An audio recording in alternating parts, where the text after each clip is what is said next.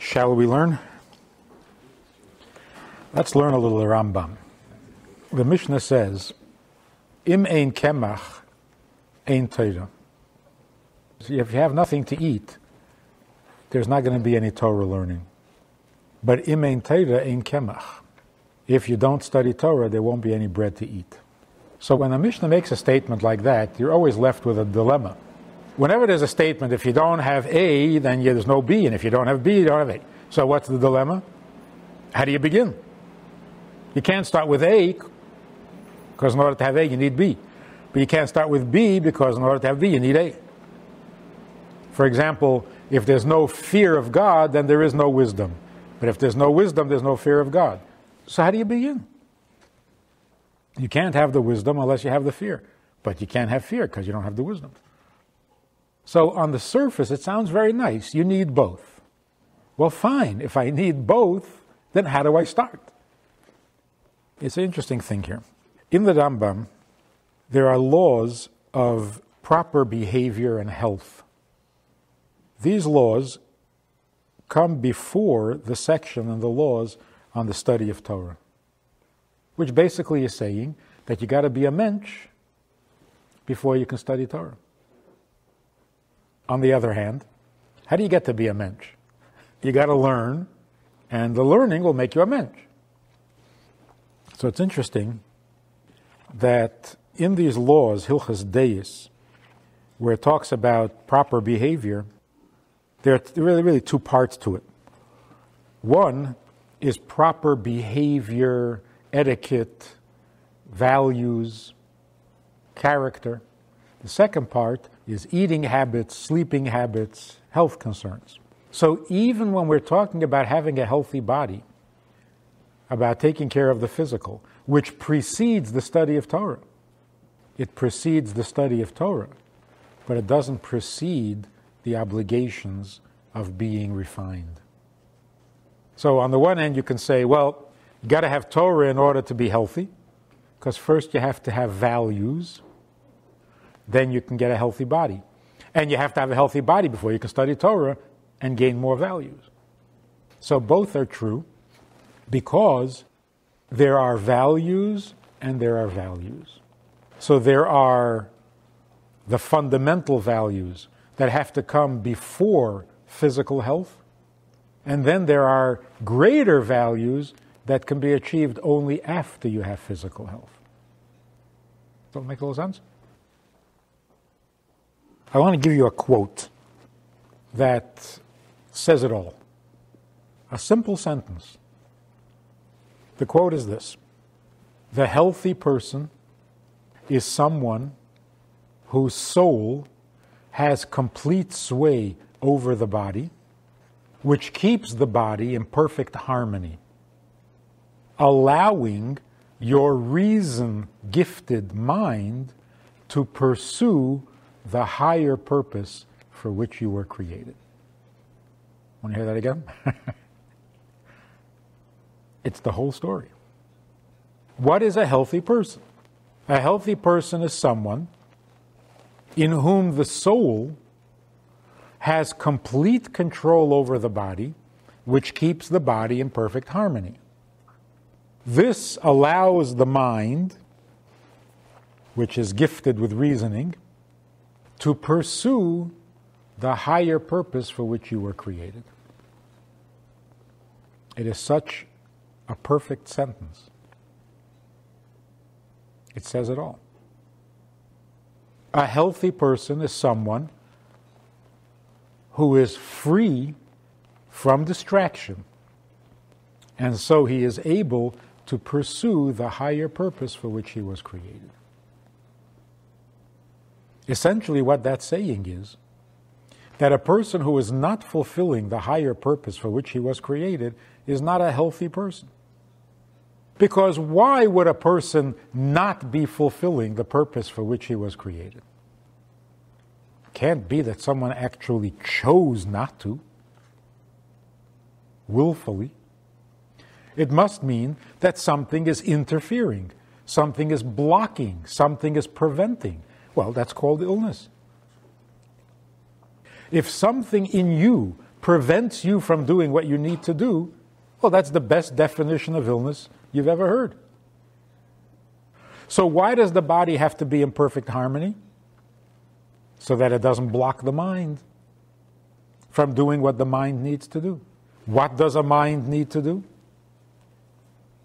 Find the higher purpose for which we exist. If the body interferes with the mind, that's called illness. If the mind cannot pursue its higher purpose, that's called illness. One is illness of the body, the other is illness of the mind. That's why in the will you have to write being of sound body and, what is it? Sound mind and body. If you had to guess, where does that sentence come from? A healthy person is one in who the soul has complete control over the body, keeping it in perfect harmony so that the reason-gifted mind can pursue the higher purpose for which we exist. It's one of the fundamental principles of homeopathy. And it was written by Dr. Hahnemann, a German doctor, about 200 years ago, when he became disillusioned with regular medicine and discovered that he didn't even have a definition of the word health. He had no idea. He was a doctor for many years. He had no idea what the word health means. Who's healthy? So a patient comes to a doctor, and the doctor treats him, and the pain goes away. He's healthy? Pain-free? Healthy? Could be dead. Pain goes away then too. So pain-free doesn't mean healthy. Symptom-free doesn't mean healthy. What is healthy? So he came up with this principle. The healthy person is one in whom the soul holds complete sway. So what this sentence is saying is that there is an objective. You're supposed to arrive somewhere. You're supposed to get somewhere. And anything that prevents you from getting there is a disturbance, a disruption, a disease, a sickness, and it must be fixed. What is cure? What is health? When the system is back in the proper function so that it facilitates serving the higher purpose for which we are created. Of course, now, someone could come and say, that's brilliant. That's a wonderful definition of health. Every medical practitioner should know this. But now that you've told me that that's what a healthy person is, someone who is free to pursue the higher purpose for which we exist, so tell me, what is this higher purpose? For this, you can't ask a doctor. This you have to ask Torah. This you have to go to the rabbi. We'll see how, according to Rambam, this whole idea, this perfect little sentence, can be reduced down to 5 words. And it says it even better. We'll get there in a minute. Let's first take a look at what Rambam considers a normal human being. Number 1, a normal human being is one who imitates God. What does it mean to imitate God? There are 10 attributes. God used 10 attributes with which to create the world, and the human being has 10 attributes in his soul. That's what makes him human. An angel doesn't have 10 attributes. Every angel has 1 attribute. Angel of kindness, angel of justice, of death, angel of healing. But a human being has 10 attributes. Therefore, we have to imitate God by using those attributes that God uses. Just as God is compassionate, you should be compassionate. Just as God is generous, you should be generous. Just as God is called a chacham, you should also try to be a chacham. In other words, the normal human being who is deserving of the title human being is one who prefers the better qualities over the lower qualities, the virtue over the fault. In all things, the Rambam says, a person should be moderate, not too much to the right and not too much to the left. What happens if a person finds himself too far into one direction? For example, in generosity, you can have one extreme or another. You can have a person who is barely generous, who can't part with a nickel. And then you have the other extreme, the person who gives everything away and can't hold on to a nickel and ends up impoverished, hungry. Both extremes are not acceptable. You have to be generous on the middle path. That's the path of truth. So a person shouldn't be squandering his money. He also shouldn't be hoarding his money. But he should be moderate. The same is true with pursuing wealth. There are people who pursue wealth at all costs. They must have everything. And then there are those who are too lazy to get up and work. Either extreme is no good. It has to be the middle path. So one of the qualities that make a human being human is moderation. Or behind moderation, there's judgment. Good judgment. Good judgment dictates that a person should be moderate. Even in wisdom, the Rambam says, a person has to be moderate. Because there are those people who are intellectuals, they're scholars, and because of their scholarliness, they avoid all society. They can't deal with people who are not scholars. They can't talk to someone who is not a chacham. And so they live in an unnatural world, a world of scholars, to the exclusion of all else. That's not wise. That is not the moderate path. On the other hand, the person who spends all of his time with people who know nothing and care about nothing and just squanders his time, that's going too far to the other extreme. You have to be moderate. Even the Rambam says, even the chassid who tries to be pious, even he can go to an extreme. And he has to make sure that he remains moderate. He uses an example. What is a chassid? Someone who avoids or rejects arrogance to the extreme. And he is extremely humble. This would be called a chassid.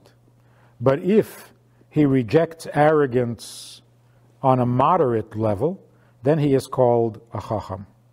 So he's saying that wisdom dictates that even in piety, you have to have a little seichel. Or as the Gemara says, you can be a chassid sheita. You can be a foolish chassid, a chassid lacking wisdom, and that's not good. So even in being a chassid, you have to have good judgment. The Gemara uses the example, a guy sees a woman drowning, but he won't jump in and save her because she's not dressed modestly. So he's being very pious, but his judgment is very bad. Now, this quality of life that the Rambam sets out to mimic or to imitate God, let's read this. It says as follows. Just as God is called compassionate, you should be compassionate. Just as he is called holy, you should be holy. And all the adjectives, all the descriptions that the prophets give concerning God, that he is patient, he is tolerant, he is righteous, he is just, he is strong, and other such descriptions of God, what are they trying to tell you? They're telling you things about God that you can imitate. So the prophets are saying there are these qualities about God that may not describe God perfectly, because is God really patient? Well, yeah, he's got all the time in the world. So the word doesn't really describe him correctly. I mean, he's much more than patient. But the Torah is telling us things about God that we can imitate. That's what Rambam is saying. So of course God, he's not impatient, so don't be impatient, which would be a more precise way of saying it. God is not unforgiving, therefore you should not be unforgiving. How does one become any of these things? Compassionate, strong, just, and so on. It comes through habit. You train yourself to be that way. Because some people are born gifted. But in those areas where you're not naturally kind or generous, then you have to acquire those attributes through habit and through repetition until they become second nature. And because these qualities are attributed to God, that's why following this path, trying to acquire these attributes, is called the way of God. So going in the way of God means not putting on tefillin. Going in the way of God means the qualities that God uses and shows in His creation of the world, those qualities you should acquire, and acquiring them is the way of God. And this is what Avraham taught his children. God says, I choose Avraham, I prefer Avraham. Why? Ki yodaitiv leman asher yitzaveh. I chose him, I am intimate with him, because I know that he will tell his children to go in the way of God. Tefillin hadn't been given yet. So it can't be that they're referring to tefillin or to kashrus or to mikveh. So it must mean that Avraham taught his children to go in the ways of God. What does that mean literally? As God is compassionate, you should be compassionate. God is generous, you should be generous, and so on. Now, in the body, we find that illness, a person who is ill physically, tastes sweet food as if it were bitter, and tastes bitter food as if it were sweet. One of the first symptoms of illness is a disturbance in taste, in appetite. So that the person who is sick prefers unhealthy food to healthy food. If you take it to an extreme, there are people who are ill and all they want to do is chew on wood, on chalk, on inedible things. Children who eat sand. And they despise or they have no appetite for anything healthy or normal, like bread and meat, all depending on the degree of the illness. Well, the same is true also in personality and in character. That an unhealthy person in character, in mind, is one who finds no appetite, feels no pleasure from good qualities, and prefers and enjoys only negative qualities. Not like the child who wants only negative attention. And these are the people who are described in Torah as those who turn good into bad, bad into good, darkness into light, light to darkness. The sour they make sweet, and the sweet they make sour. What should a person like this do? In other words, given that a normal, healthy human being follows the path of God, which means he chooses the qualities of his soul, not the weaknesses of his soul, what does a person do who has no appetite for good qualities? He only likes negative things. He gets no pleasure from being generous. He gets no pleasure from being strong. He'd rather be helpless and weak and feel pity for himself. What does he do? The answer is, he should go to a chacham. He should seek out a mentor who will teach him and heal him and put him on the right path. And those who don't seek the help of a mentor, these people are actually, they're described as the fool despises wisdom and ethics. What does it mean the fool despises wisdom? The fool doesn't have any wisdom. The fool who knows that he's lacking wisdom but refuses to seek it by consulting, by finding a mentor, this is the fool who despises wisdom. In other words, he doesn't take advantage of the opportunity to gain wisdom. Now, how does this wise man, how does he heal such people? What he does is he gets them into the habit of going to the opposite extreme. Although we said before that good judgment and wisdom prefers the middle path, but as a healing method, for someone who is too far to one extreme, the cure is go to the opposite extreme. Listen to the examples that Rambam gives. For example, If a person has a terrible temper to one extreme, he is told that he should go to the opposite extreme, and even when he has good reason to be angry, he should not. In other words, he shouldn't get even reasonably angry, because he can't afford to. I guess the same would be true in physical health. In physical health, a healthy person can eat a certain amount of salt. But if he's not so healthy, then he has to avoid all salt, unlike a healthy person. So although moderate amount of salt is normal and healthy, but for an unhealthy person, the cure is to go to the opposite extreme, avoid all salt. So the same is true also in character.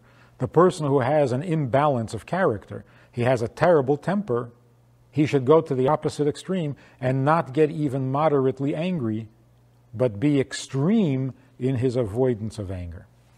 So that even if someone hits him or curses him, he should not feel it at all. And he should continue in this way until the temper or the anger is removed from his heart. Another example, if he is arrogant to an extreme, then he should conduct himself in such a fashion that he humbles himself to the extreme.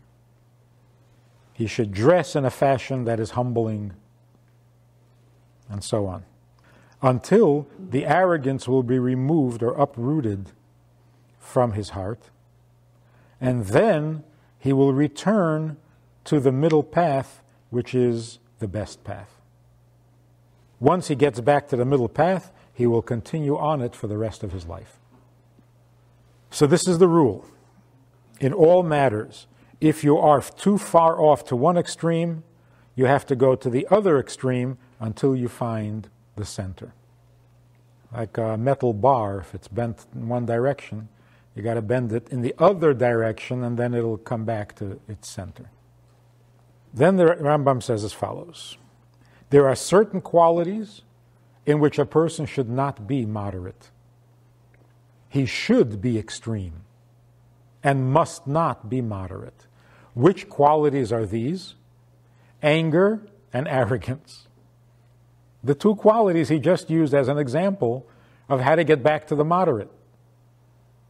He says that if you're very angry, go to the opposite extreme until you get back to moderate temper. If you're very arrogant, go to the opposite extreme until you get back to moderate ego. Now Rambam says, but there are two things in which you shouldn't be moderate. What is that? Anger and arrogance. That's strange. We'll get back to that. Concerning these two qualities, or these two attributes, we are told to go to the extreme.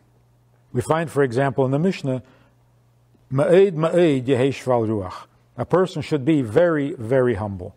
And we find Moshe is described as humble. Torah says, Va'ish Moshe onov ma'ed, very humble, because moderately humble is not a good quality. You have to be extremely humble. And the same is true with anger, because even a little bit of anger is described as godless. Anyone who gets angry is as if he worshipped idols. So these two qualities you need to have in the extreme. A person should avoid anger completely until he does not feel those things that get you angry.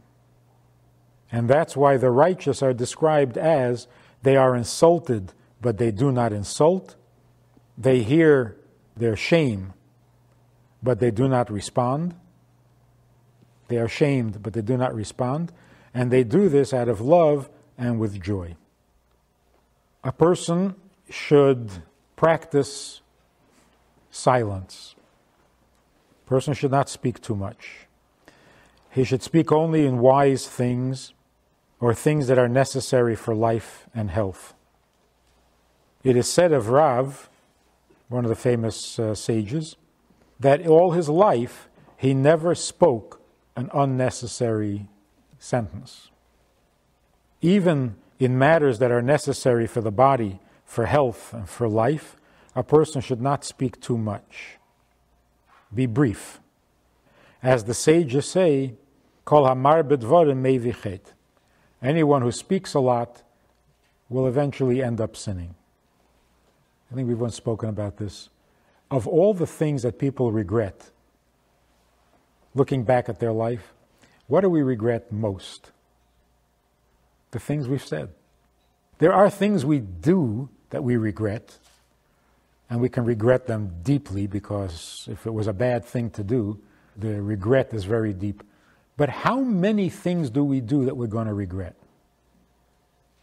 Proportionately. Of all the things you've ever done, what percentage of your deeds will you regret? Hopefully, not more than half. But speech, looking back at our lives, we will probably regret about 90%. Because either it wasn't necessary, or it wasn't true, or it wasn't nice, or it wasn't meaningful. Well, that's about it. What are we left with? So, what does it mean that whoever speaks too much will come to sin? It doesn't necessarily mean he's going to actually commit some sin. It means that itself will be an embarrassment for him. When he looks back at it, he will feel regret or shame. Even in the study of Torah, or speaking of Torah, a person should be brief and to the point, not wordy, not overly wordy. Particularly teachers, the Mishnah says, "La'olam yeshana adam l'talmidav derech ktsara." A person should teach his lesson, deliver the lesson briefly, concisely, not too many words. So that it has to be a small amount in quantity that contains a great amount of quality. Anyone who speaks a lot in order to make a simple point is called a fool. It's the definition of a fool. And because silence is a key to wisdom, siyag lachachma shtika, therefore, when a person is asked a question, he should not hurry to respond, because that moment of silence, will help his mind process the question and he'll come up with a wiser response. A teacher should always speak gently, patiently, and to the point without a lot of wordiness. As Shlomo HaMelech said in Koheles, Divrei Chachamim benachas nishmoim. The words of a Chacham are heard in pleasantness, pleasantly spoken. It is forbidden for a person to be shrewd. There's a better word for it. What does it say about the snake in Gan Eden? The snake was cunning. A person shouldn't be cunning or shrewd, which means to speak in a way that is not exactly honest. You have to mean what you say and say what you mean. To do otherwise is called gnevas das. It means to mislead others. It's a form of stealing. You're misleading a person in a way that cheats him. For example, you're not allowed to sell a non-Jew meat from an animal that had died when he thinks it's meat from an animal that was slaughtered. In other words, you're selling him carrion, roadkill, and he thinks it's from the slaughterhouse. You're not allowed to do that. Even though a non-Jew is allowed to eat carrion, but if he thinks that he's buying Jewish meat, slaughtered, shechted properly, then you're not allowed to sell him meat that was not. You're not allowed to sell a pair of shoes. I have no idea why Rambam picks these examples. Maybe it was common in those days. You're not allowed to sell a pair of shoes made from leather that was taken from an animal that had died when the buyer thinks that it comes from an animal that was killed for that purpose. Part of the reason is he wants shoes from an animal killed for the purpose, because if you take the leather from a healthy animal, it lasts longer than the leather of a diseased animal. So you're actually cheating him out of a good pair of shoes, quality of shoes. The other reason, but that's not just misleading, that's stealing. You're selling him an inferior product for the price of a superior. But that's not the point Rambam is trying to make. Rambam is trying to make the point that even if there is no difference in value or quality, it's just not what the buyer expected, and you're not allowed to do it. So he gives another reason, quotes from some other place, that the reason you can't sell a pair of shoes from a dead animal is because the dead animal might have died from an infectious disease. And now you're selling him a piece of that infectious leather. He might not want it because he's going to get sick from it. But here again, that's an actual damage. Rambam's point is, it was misleading. And that you're not allowed to do. So this is a matter of character, not a matter of monetary damage. Another example. A person should not beg someone to come and eat at his house, knowing that the guy is not going to come anyway, so he might as well be a nice guy and make like he... Like down south, you meet a total stranger and he says, "You all come on over," because if you show up, he'll be shocked. So it's very easy to be polite and to be nice when you know they're not coming. That's nasty. That's a dishonesty in the mind, which is not allowed. You come into a store, you want to buy some food. The guy opens a fresh jar and says, "Here, I'll open this jar for you. I'll start a fresh jar for you." But he had already opened it before. So what's the harm? Make a guy feel good. Let him think the jar is being opened for him. Not allowed to do that. That's called seduction. It's not nice. Even one word of that kind of dishonesty is called gnevas das, and it's forbidden. We say in the davening every morning, "Le'elam yeheyadam yireh shamayim b'seiseh meida al ha'emes v'deiver emes bilvavei." A person should always acknowledge the truth, admit when he's been wrong and he's been shown the truth, and speak truth in his heart. What does it mean to speak truth in your heart? So Gemara gives an example. A guy was selling animals, horses, and a customer walked in and said, "I'll give you $200 for that striped or whatever horse."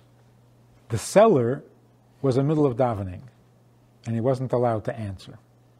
So in his mind he said, "Oh, $200, that's good." But he couldn't answer.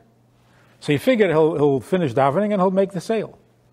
He finishes davening, the guy says, "All right, 300. Because he thought he was refusing his offer. To speak truth in your heart means you've already accepted the 200.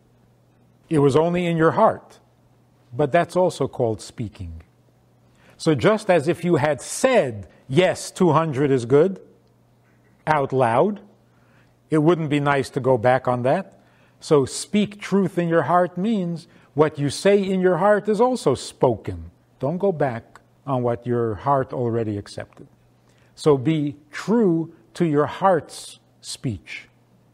So Rambam is saying here that saying one thing to yourself and another thing to someone else, this is a bad character and should be avoided. Which of course means that God never does that. I was once having this argument with a guy. He says, you have to understand that all these things in Torah are just metaphors. God doesn't really get angry. He just says he's angry. He doesn't really get pleasure from your mitzvah. He just says he does to encourage you. I said, have you read the Rambam on? You're not allowed to do that. And why are you not allowed to do that? Because we're supposed to be imitating God. So how could you say that God doesn't mean what he says? A person shouldn't be too light-headed. Not everything is a joke, not everything is funny. He also shouldn't be too serious. Not everything is so serious. He has to be moderate. Also, a person should not be too greedy, not want everything. On the other hand, he shouldn't be indifferent to everything either. He should work responsibly in order to make a living, and he should study Torah. And whatever it is he makes or earns, he should be content with his portion. He should not be overly argumentative. You don't have to pick fights with everything, argue with everything you hear. He should not be jealous. He should not be too passionate, always looking to satisfy their appetites, and should not run after honor, because jealousy, passion, and the pursuit of honor ruin a person's life. On the other hand, if a person will say, since jealousy, passion, and honor ruin your life, I will avoid them and reject them completely. I will not eat meat, I will not drink wine, I will not get married, I will not live in a nice house, I will not wear nice clothing, I'll just wear sackcloth. Like monks, Rambam says, like the monks who disavow all physical possession, all worldly, and put on a sackcloth, and that's it, that's their life. Rambam says this is a sinful path, and we're not allowed to live that way. Torah says that if a person swears off wine for a certain amount of time, at the end of that time he has to bring a sacrifice to gain forgiveness. Forgiveness for what? So the Gemara says, God already gave you 365 prohibitions. You had to add another one? But you need discipline? You got 365 things you're not allowed to do. That's not enough discipline for you? You had to discipline yourself more, you have to bring a sacrifice for that. And that's just for one thing. All he did was swear off wine. One should not create prohibitions that the Torah did not create. A person who's always fasting is not living the right way. A person should not cause his body distress. Concerning this, Shlomo HaMelech, the wisest of all men, said, don't be a greater tzaddik than God, and don't try to be smarter than him, because it'll only ruin your life. Now, here's the punchline. In all things that a person does, his intention and purpose should be to come to know God. Everything he does, getting up, sitting down, speaking, everything should be aimed at this goal.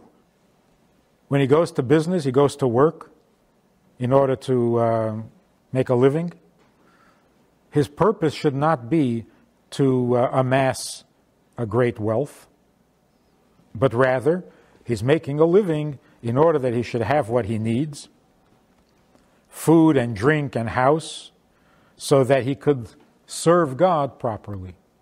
And when he eats and drinks, when he lives in his house, or he gets married, and he lives a normal, intimate life, his purpose should be not just for the enjoyment of the food or of the relationship, but rather it should be for the higher purpose of serving God. If his purpose is merely for the enjoyment, then he will eat any time and anything that offers enjoyment.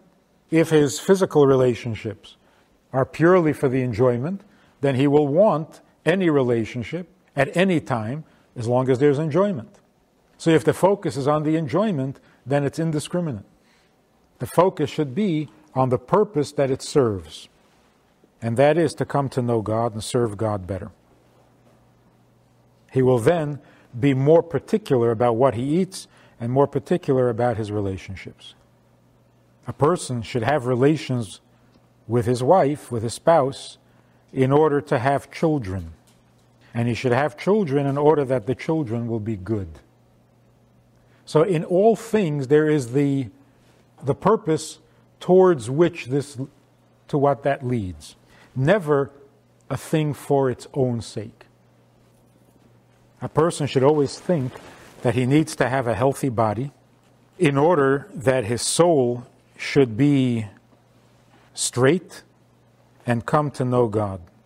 Because it's hard to understand and it's hard to think when a person is hungry or physically ill or if he's in pain.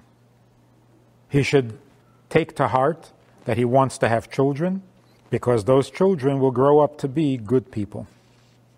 This way, everything a person does, even if he's not doing mitzvahs, everything he does is part of his service of God.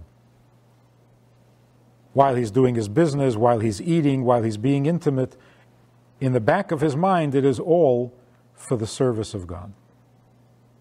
Even when a person's asleep, he sleeps because that will help him serve God. This is what the sages said: all your actions, all your deeds should be for the sake of heaven.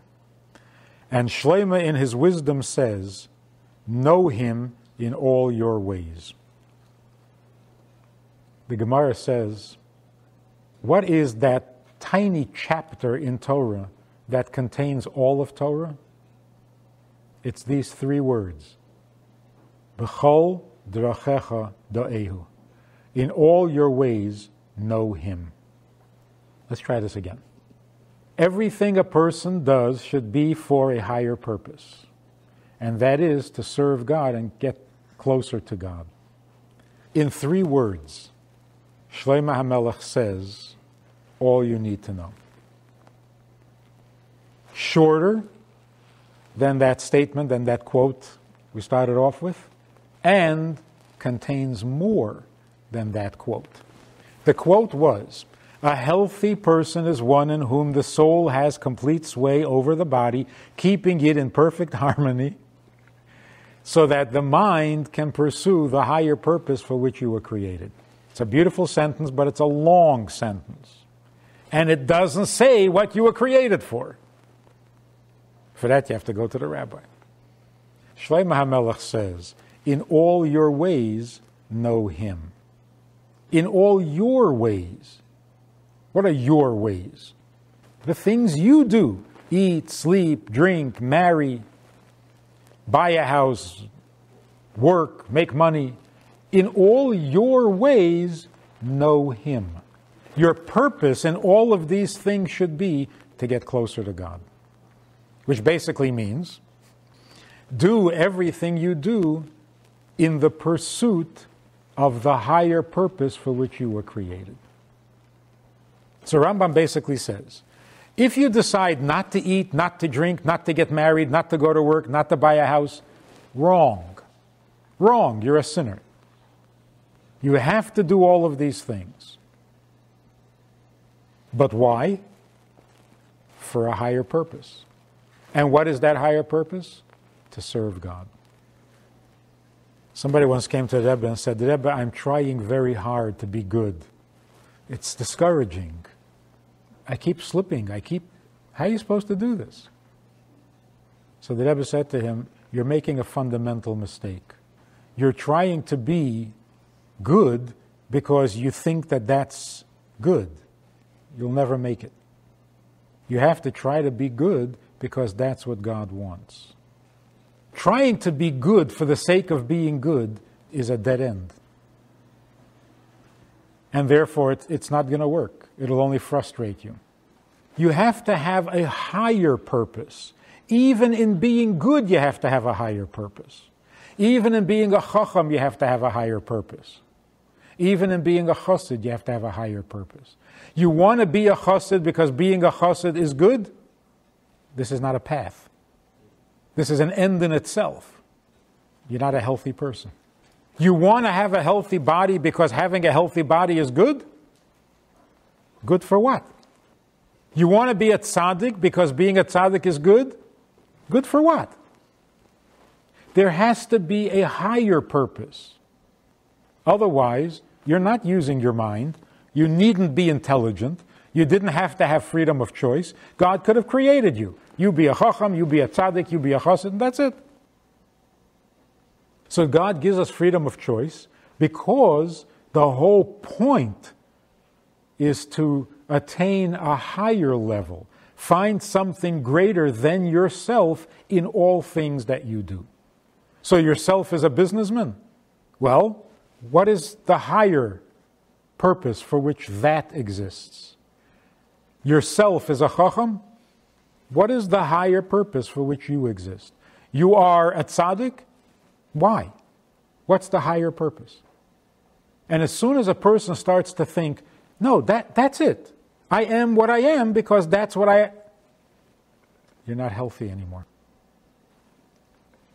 So in three words, B'chol drachecha da'ehu, it sums up all you need to know. It says it all.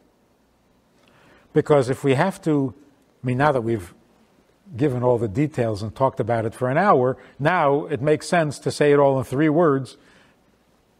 What is the ultimate punchline? What is the ultimate statement? What is it all about? You can say, it's all about God. No, it's not. No, it's not. What about sin? What about temptation? What about human weakness? It's not all about God. There's a reality to ungodliness.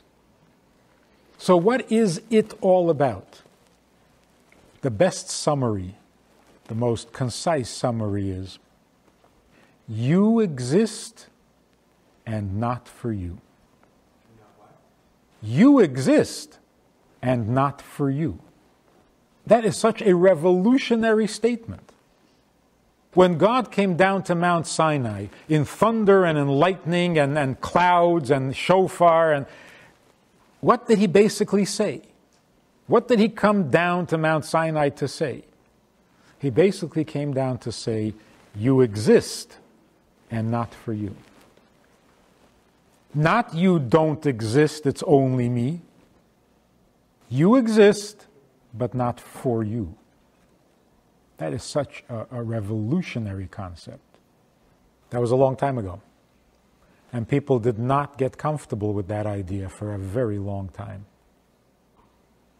I exist, and it's not for me?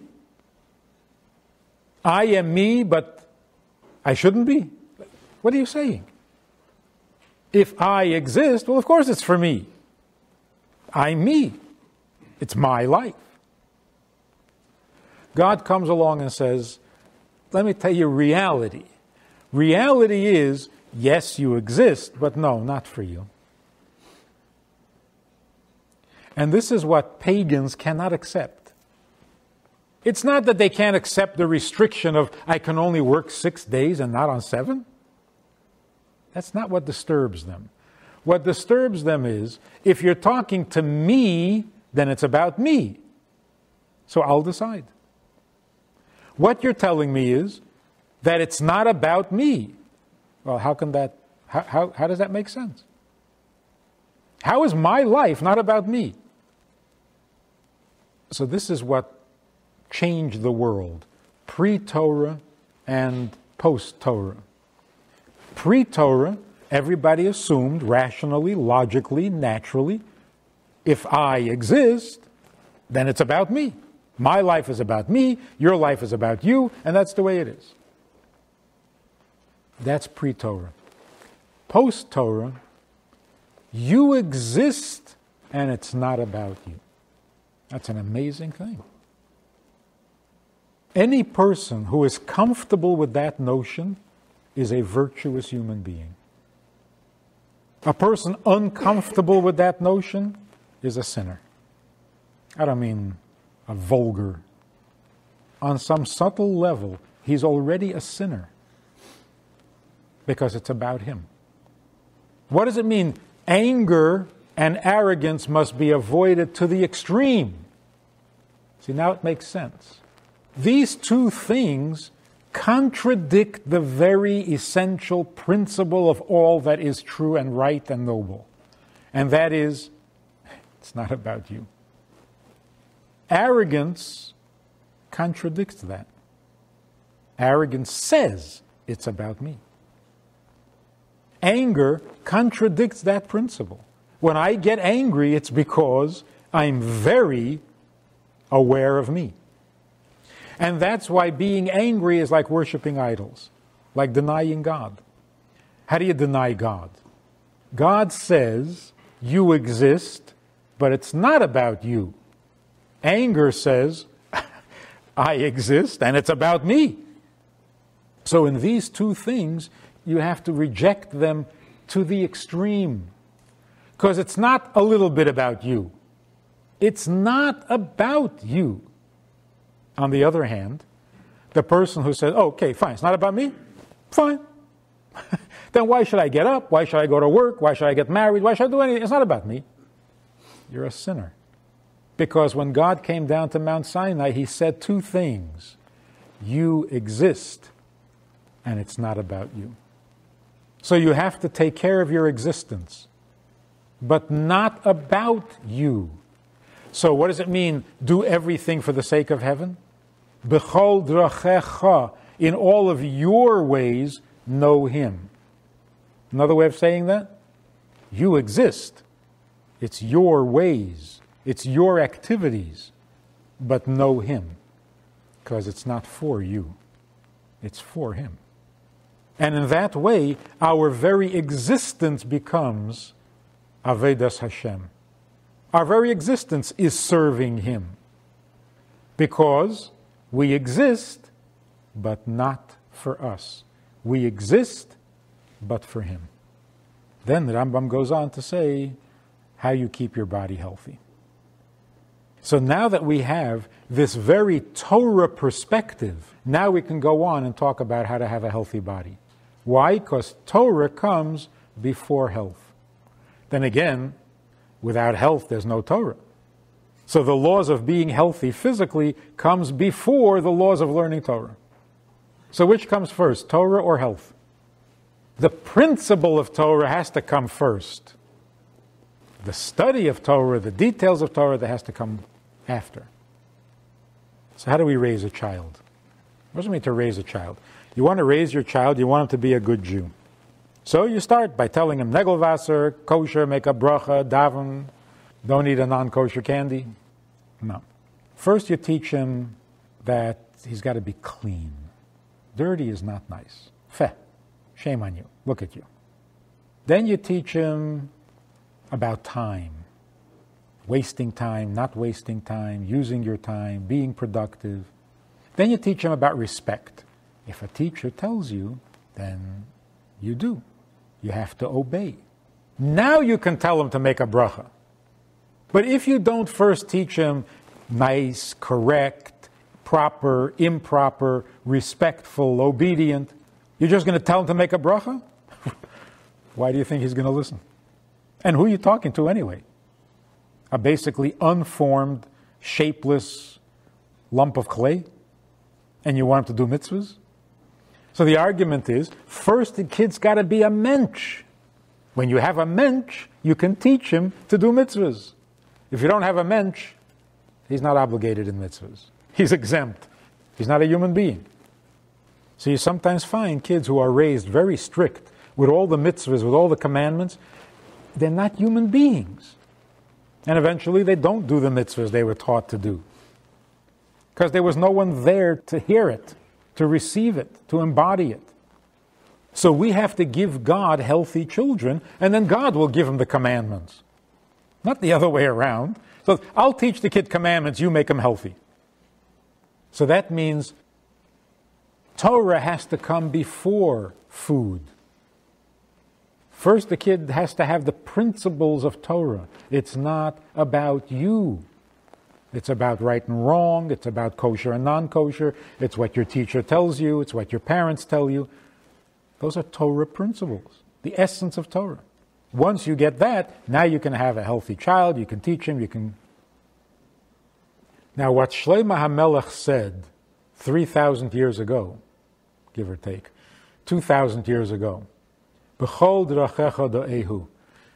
It took almost 2,000 years before that principle became a fundamental concept in health. In other words, it started off as a heavenly principle. It became more and more absorbed and internalized until finally it became so real, it became so obvious, it became so necessary that even somebody who didn't know that that was a principle in Torah came up with it for purely medical reasons. Simply looking at the health of a human being. This is what you have to do to be healthy. You have to pursue the higher purpose for which you exist. Not if you want to be a rabbi. No, if you want to be healthy. Not to need a doctor means you are efficiently pursuing the reason for which you exist. You're not doing that, you need a doctor. And that's called bringing godliness down to earth. The Rambam in his day did that in a dramatic way. Because the Rambam took divine principles and said, even if you're not divine, philosophically you got to do these things, just because of the meaning of life and menschlichkeit. So the Rambam brought godliness down to earth by building it or presenting it in philosophical language. That it's necessary not just if you have a godly soul. If you have a mind, these things are necessary for philosophy reasons. Then it came down even further. These things were necessary for social reasons, for society. Now it's come down a step further. More physical, more earthy. These things are necessary for the health of an individual. What's next? How much, where do you go beyond that? When this becomes so obvious that it's no longer debatable, then the world has become godly. In other words, when a person says, I realize that being healthy means the body allows the mind to pursue the higher purpose of, and I know what that purpose is, that's the next step. That's messianic. So what does Rambam say at the end of all of this about Mashiach? What is the ultimate pleasure, the ultimate perfection of the days of Mashiach? That all people will have only one passion, and that is the pursuit of the knowledge of God. That'll be the only thing anybody's interested in. It's no longer for the special, for the elite, for the spiritual, for the pious, or for the Jew. It will be the only thing anybody's interested in. And so we will have a very healthy world. How is it that in the days of Mashiach nobody will be sick? If you're pursuing the higher purpose for which you were created, then you are healthy. Medical definition.